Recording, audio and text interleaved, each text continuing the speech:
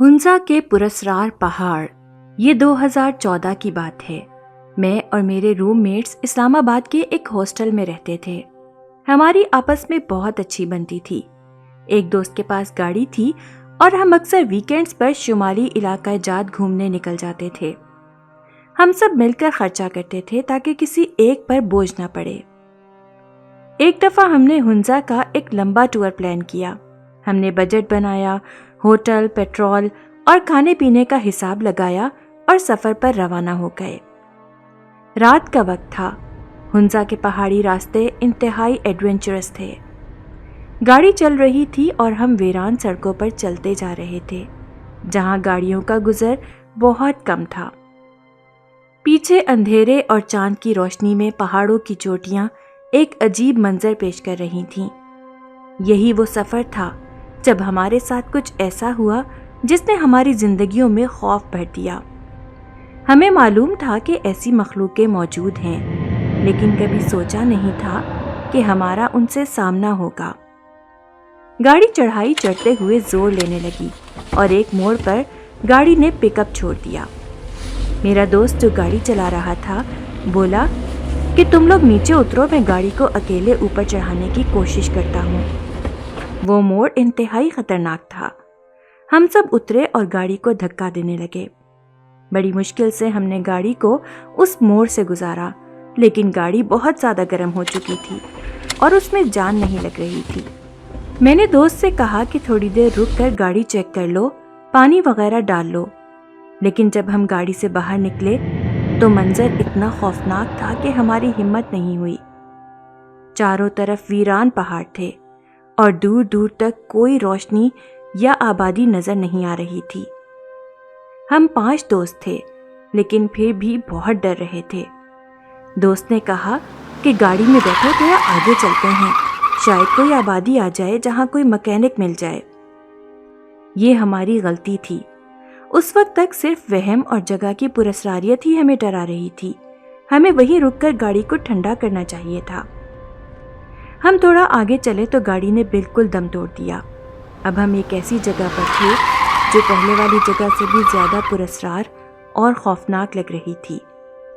گاڑی سٹارٹ نہیں ہو رہی تھی۔ بونٹ کھولا تو دھواں نکل رہا تھا۔ ہمارا دوست بولا، لگتا ہے بڑا نقصان ہو گیا ہے۔ اب ہم سب اسی ویران روڈ پر بیٹھ گئے۔ نہ کوئی آبادی تھی، نہ کوئی گاڑی آ رہی تھی۔ ہم نے سوچا کوئی گاڑی آتی ہے تو اسی سے مدد مانگتے ہیں تاکہ کسی طرح آبادی تک پہنچ سکیں اور مکینک کو بلا سکیں۔ کافی دیر گزر گئی، نہ کوئی گاڑی آئی، نہ کوئی اور سواری۔ ہم اللہ کا نام لیتے رہے۔ خاموشی ایسی تھی کہ کئی کلومیٹر دور کی آواز بھی سنائی دیتی۔ ہمیں محسوس ہوا جیسے پہاڑ کی چڑھائی سے کوئی ہماری طرف آ رہا ہے۔ اندھیرا اتنا تھا کہ کچھ دکھائی نہیں دے رہا تھا۔ ہم نے موبائل کی ٹارچز آن کی اور ہر طرف روشنی ڈالی، لیکن کوئی نظر نہ آیا۔ ایک دوست نے غصے سے آواز دی، کون ہو تم؟ اگر یہاں کوئی ہے تو بتاؤ۔ اس کی آواز سنتے ہی قدموں کی آواز بند ہو گئی۔ شاید وہ جو بھی تھا ہماری آواز سن کر چھپ گیا تھا۔ تھوڑی دیر بعد پھر قدموں کی آواز آنے لگی اور اب وہ آواز ہمارے بہت قریب آتی جا رہی تھی۔ ایسا لگا جیسے اس کے پاؤں سے کوئی پتھر ٹکرایا ہو اور وہ نیچے لڑکنے لگا ہو۔ ہمیں یقین ہو گیا کہ کوئی اس طرف آ رہا ہے۔ میرے دوست نے پھر آواز دی، کون ہے وہاں پر؟ اور پھر ہمیں ایک عجیب سی آواز سنائی دی، جیسے کوئی انسان ہی ہو لیکن عجیب سی آواز نکال رہا ہو۔ وہ آواز بہت خوفناک تھی۔ ہم نے پوچھا، کون ہے وہاں پر؟ شاید وہ ہم سے ڈر رہا تھا، لیکن اس کی آواز سن کر ہم بہت ڈر گئے۔ وہ آواز اتنی عجیب تھی کہ میں بتا نہیں سکتا۔ ہم نے تمام موبائل ٹارچز اس طرف کیں اور کہا، سامنے آؤ، کون ہے؟ ہم اندر سے بہت ڈرے ہوئے تھے۔ پھر ہمیں محسوس ہوا کہ ایک درخت کے پیچھے سے ایک شخص نکلا۔ وہ قمیص شلوار پہنے تھا اور اس کی حالت عجیب تھی۔ ہمارے دل میں آیا کہ یہ کوئی انسان ہے یا کوئی اور مخلوق۔ ہم نے پوچھا، کون ہو تم؟ وہ پھر عجیب آواز میں بولنے لگا۔ وہ شاید ہم سے کچھ کہنا چاہ رہا تھا۔ اس کے چہرے پر اندھیرا تھا، صرف اس کا جسم دکھائی دے رہا تھا۔ وہ کیا کہنا چاہ رہا تھا یا وہ کس زبان میں بات کر رہا تھا ہم نہیں سمجھ پا رہے تھے۔ ہم نے ہمت کی اور اس کے چہرے پر لائٹ ماری، تھوڑا قریب ہو گئے۔ جب ہم نے اس کے چہرے پر روشنی ڈالی تو وہ کوئی انسان ہی تھا، لیکن وہ ہکلا کر بات کر رہا تھا۔ اس نے اپنے اشاروں اور بات کرنے کے انداز سے ہمیں سمجھایا کہ میں یہیں کا مقامی ہوں، اوپر پہاڑ پر میرا گھر ہے۔